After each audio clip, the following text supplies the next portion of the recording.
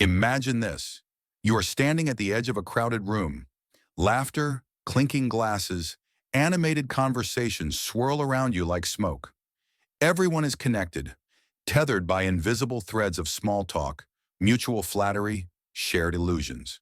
You smile, you nod, but something inside you recoils, not out of arrogance nor out of shyness, but because the whole spectacle feels like a grotesque theater where authenticity has been quietly exiled. You wonder, is it you who is broken, or is it the world? The loneliness is undeniable, yet it carries a strange purity, a stubborn refusal to trade solitude for hollow company. You could join them, you could play the part, but a deeper instinct stops you. Not fear, not pride, something else. A quiet voice whispering, "This is not life. This is survival in disguise." Why is it that the more you see, the less you belong? Why is it that intelligence, true intelligence, the ability to see beyond surfaces, so often drags with it an unbearable distance from others? Why is it that those who can perceive the false notes in the music of life often choose silence over the symphony? Arthur Schopenhauer once suggested a brutal truth. The more unintelligent a man is, the less mysterious existence seems to him. In other words, the ability to see reality without its comforting masks is not a blessing. It is a wound. A wound that makes the rituals of social life, the gossip, the games, the hierarchy climbing, not merely tedious, but insulting to the soul. And yet society tells a different story. It praises networking, idolizes charisma, preaches the gospel of endless connection. It pathologizes solitude as loneliness, introversion as a defect, disdain for small talk as arrogance. But what if the opposite is true? What if the endless craving for company is itself a symptom of an unexamined life? What if being at ease among the crowd signals not mental health, but mental surrender? What if alienation is not a sickness, but a sign of awakening? These are not comfortable questions. They sting because they invert the accepted narrative.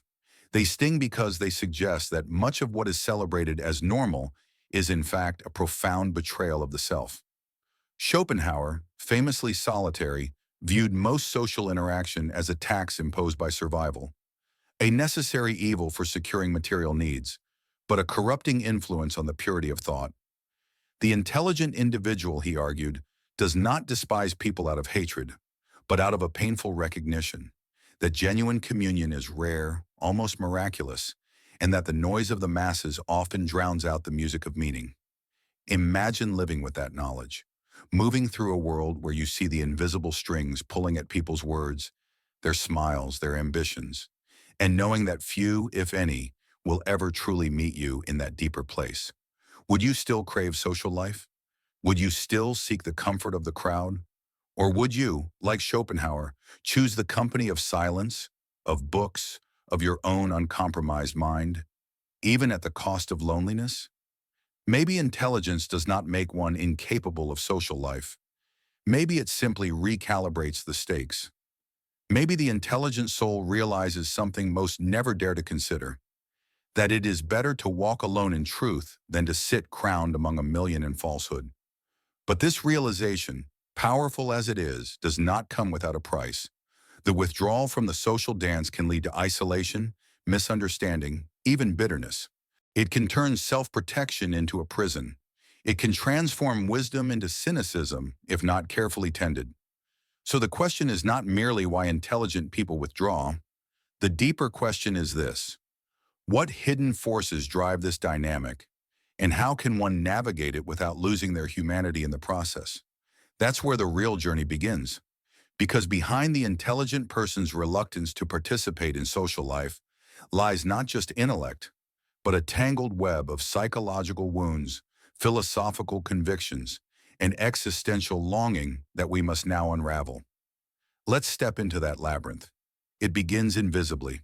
A child, bright-eyed and curious, steps into the world with questions instead of answers, with visions instead of assumptions. Quickly they realize something unsettling. Most people aren't really listening. Most people aren't really seeing. They are participating in a dance choreographed long before they were born, a dance they dare not question. At first, the intelligent mind tries to adapt. It asks deeper questions, offers sharper insights, yearns for authentic conversation. But each attempt meets the same fate: a polite smile, a nervous laugh, an abrupt change of subject. Over time, a grim understanding hardens. Depth threatens the shallow equilibrium of social life.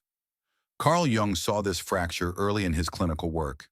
He spoke of individuation, the process by which a person becomes fully themselves, distinct from the collective. But individuation, Jung warned, is a lonely road. To become conscious of oneself is a terrifying experience. Society does not encourage consciousness. It rewards conformity. It does not welcome the individual who demands meaning over manners, who seeks substance over comfort. Thus, the intelligent person finds themselves increasingly estranged, not by choice but by necessity. Arthur Schopenhauer understood this estrangement as almost inevitable. To him, the will to life, the blind, irrational force that animates existence, enslaves most people. They live not to understand but to satisfy hungers, for status, for approval, for fleeting pleasure. The few who can pierce through this veil and perceive life's tragic structure, the suffering, the futility, are cursed with alienation. Schopenhauer put it bluntly: the more a man has in himself, the less he will want from other people. Why? Because when you have constructed an inner cathedral, vast, intricate, sacred, the clamor of triviality outside feels unbearable. Because when you wrestle with the ultimate questions of existence, suffering, death, idle chatter becomes a desecration. Because when you have tasted the bittersweet wine of introspection, the sugar water of everyday interaction turns your stomach. But it's not just philosophy that explains this phenomenon. Psychology, too, reveals its roots. Studies on intelligence and social behavior consistently find a strange correlation. Highly intelligent individuals report lower levels of social interaction and lower needs for it. Why? Because their cognitive frameworks allow them to simulate social dynamics internally.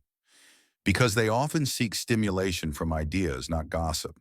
Because they are more sensitive to social incoherence, the unspoken lies, the performative rituals. Imagine having a mind that notices the tiny hesitations in someone's voice, the faint contradictions in someone's words, the hollow eyes behind a laughing face, and being unable to unsee it. Imagine trying to engage in a conversation about the weather, while your mind spins visions of entropy, mortality, and the absurdity of human hope. This is not arrogance. This is not misanthropy. This is a tragic inevitability. To see deeply is to suffer differently. Jean-Paul Sartre, in Being and Nothingness, captures the nausea that arises when the false scaffolding of social games collapses. To him, much of social life is an elaborate project of bad faith, a refusal to confront freedom, nothingness, and death. The intelligent soul, unwilling or unable to play these games, often feels like an exile even among friends. And yet exile is not chosen lightly. Human beings are wired for connection, not merely biologically, but existentially. We yearn to be seen, to be understood, to be mirrored in the eyes of another.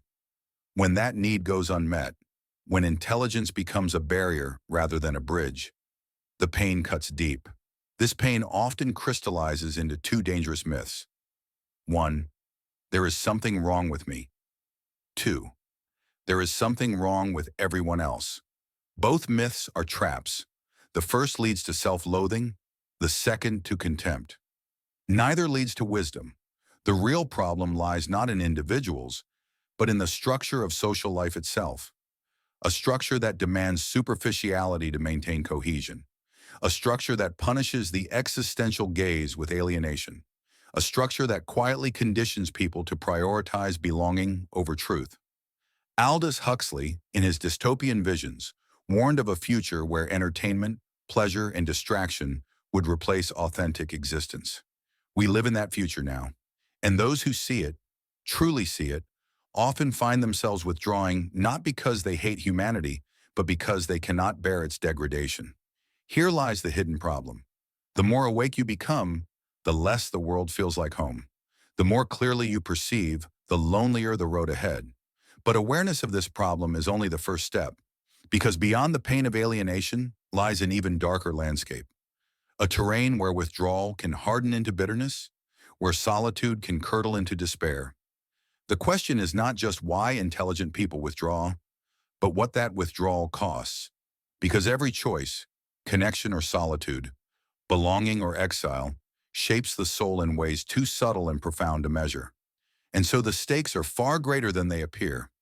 It is here, in this perilous twilight between society and solitude, that the unseen consequences begin to unfold, quietly, ruthlessly, reshaping not just the individual, but the very fabric of what it means to be alive.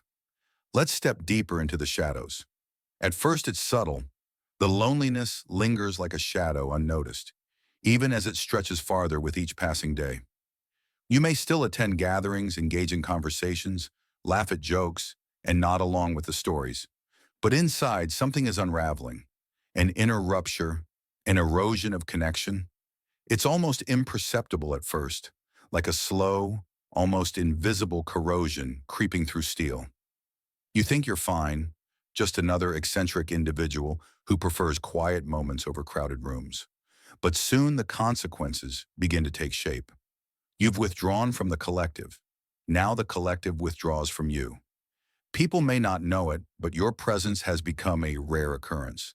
They stop expecting you to show up. They stop asking you to join in. The most insidious consequence is this: you are no longer part of the unspoken web of social life. What happens to an individual who is no longer part of the social fabric?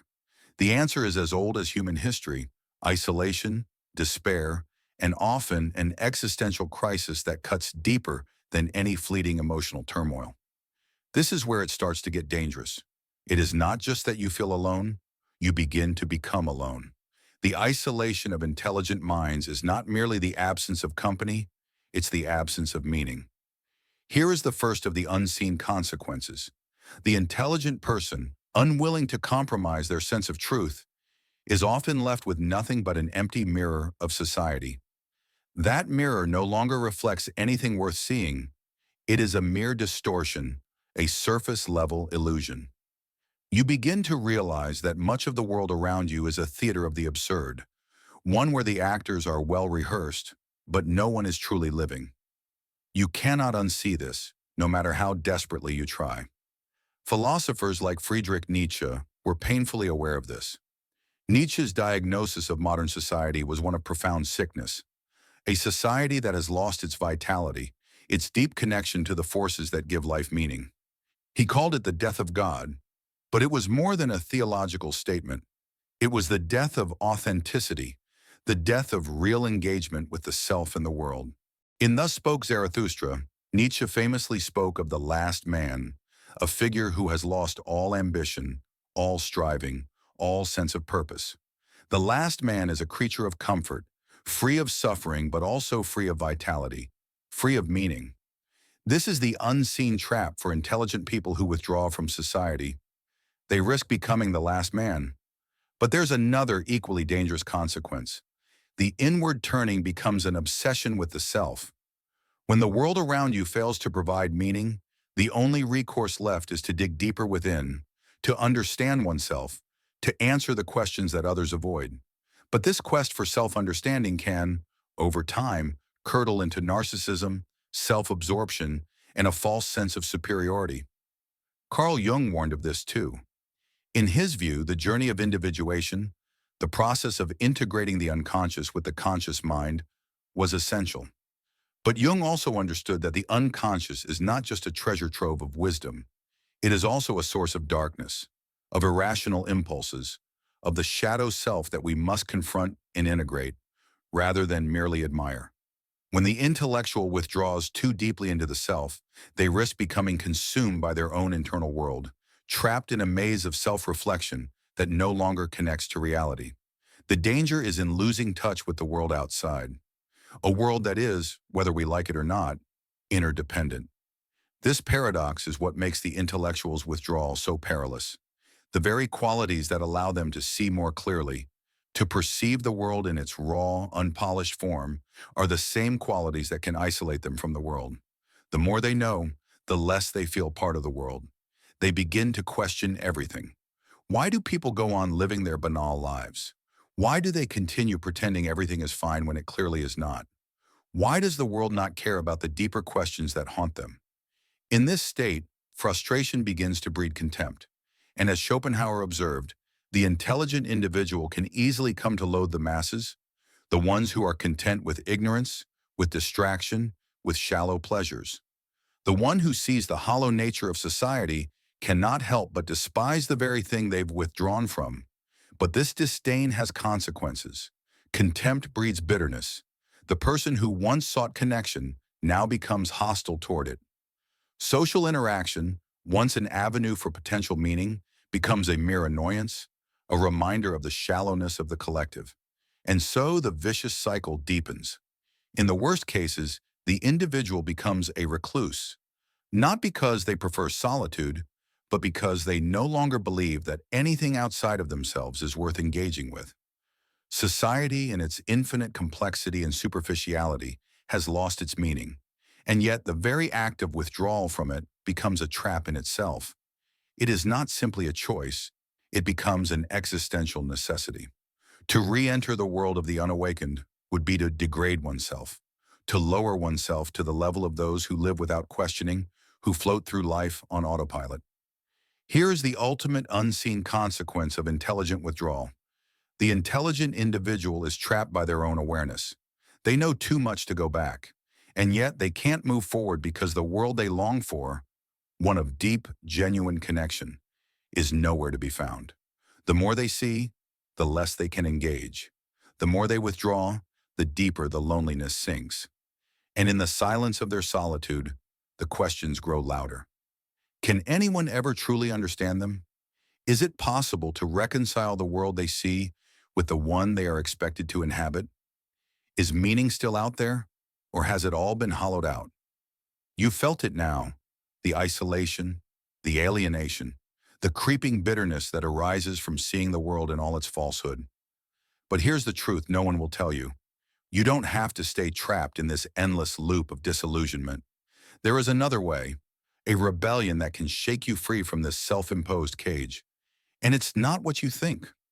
You see, the solution is not to double down on your disdain for the world. It's not about retreating further into your thoughts, into your inner sanctum, to escape from the masses. In fact, that's precisely what has kept you stuck.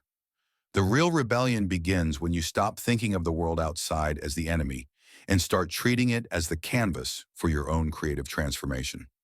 What if the answer isn't to leave society behind, but to find a way to live with it, but on your own terms? You must first radically shift your perspective.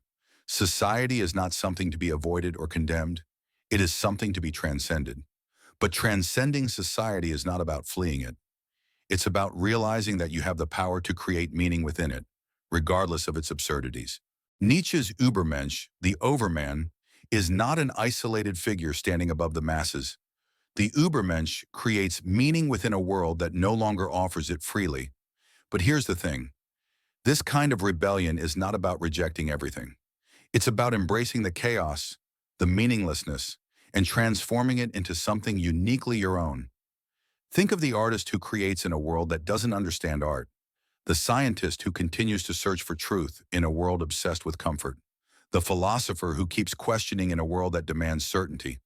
The rebellion is about using your intellect to carve out a space where you can be fully yourself, in a world that might not get it. And how do you do this? By accepting that, in this life, you must become your own creator. The shadow work that Carl Jung speaks of, the process of confronting and integrating the darker, hidden aspects of ourselves, is a necessary part of this rebellion.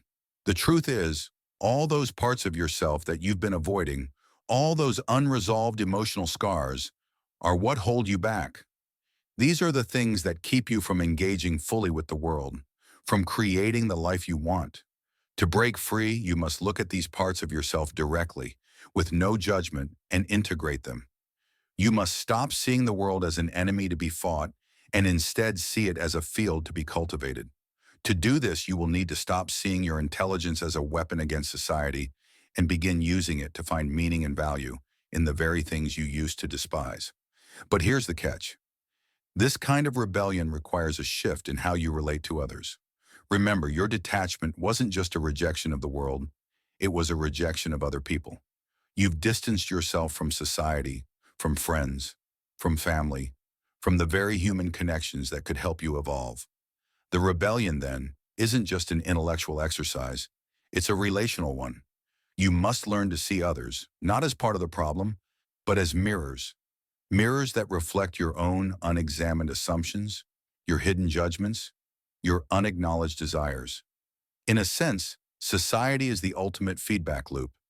It provides you with a direct reflection of yourself. Every interaction, every social moment is an opportunity to test and challenge your beliefs. Let's take a step back. If you've ever read Jean-Paul Sartre, you know that he famously wrote about the concept of being for others. Sartre argued that when we look at the world through the eyes of others, we objectify ourselves. We lose our freedom. But Sartre also recognized that we can never truly escape the gaze of others. The rebel philosopher doesn't shut off the world. He learns to live with it, to transform his relationship with it. The rebellion is not in isolation, but in engagement, on your own terms. So how do you begin to re-enter this world? You can start by accepting that society has flaws, that people will disappoint you, that the world is not as you wish it to be, but you must also accept that you have the power to create your own meaning, even in the face of all that absurdity. The path of rebellion is the path of self-mastery. This means taking responsibility for the way you engage with the world. It means becoming more than a passive observer who criticizes society from the sidelines. It means becoming a creator of your own experience, a master of your inner world. If this sounds like a daunting task, it is. But it is the only way to truly escape the prison of the mind that you've built for yourself. The real rebellion begins when you stop thinking of the world as something that needs to be fixed or escaped, and start seeing it as a place where you can plant seeds of your own making. It's when you embrace the chaos, not as a threat, but as the raw material for your creative transformation. Perhaps it's time to embrace a new kind of intellectual freedom, a freedom that allows you to live fully in the world, to engage with it on your own terms, while accepting its imperfections. The more you embrace this reality, the more you will realize that the world is not your enemy, it is your canvas. And then it hits you. The deep, undeniable truth that shifts your entire perspective, forever changing the way you look at the world and yourself.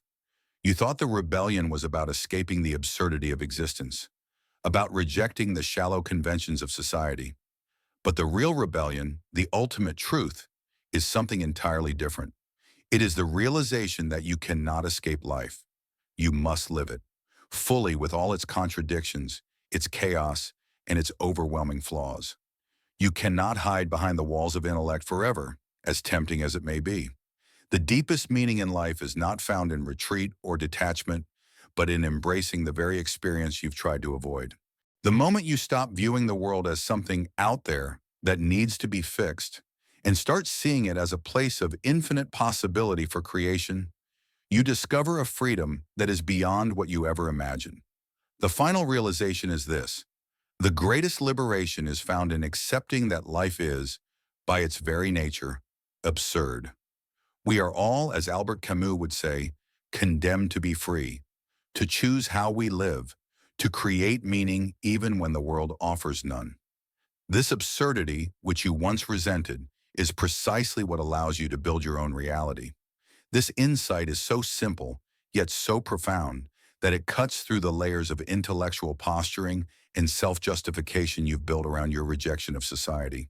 The truth is, you've been running away from the very thing that gives you the power to change, your freedom to choose. You are free to choose your relationship to the world, to society, and to yourself. For too long, you believed the world was a prison, a place of suffering and restriction. You blamed society for your isolation, your dissatisfaction, your inability to connect. But here's the breakthrough. You are the one who has created the walls. The wall you've built is a construct of your own mind, born from the illusion that there is a right way to live. There is no single universal path to fulfillment. Every person who has ever lived has struggled with the same fundamental question: how to create meaning in a meaningless world. And yet some find it, some don't, not because of the circumstances, but because of the choice they make about how to relate to those circumstances. This, then, is the ultimate truth.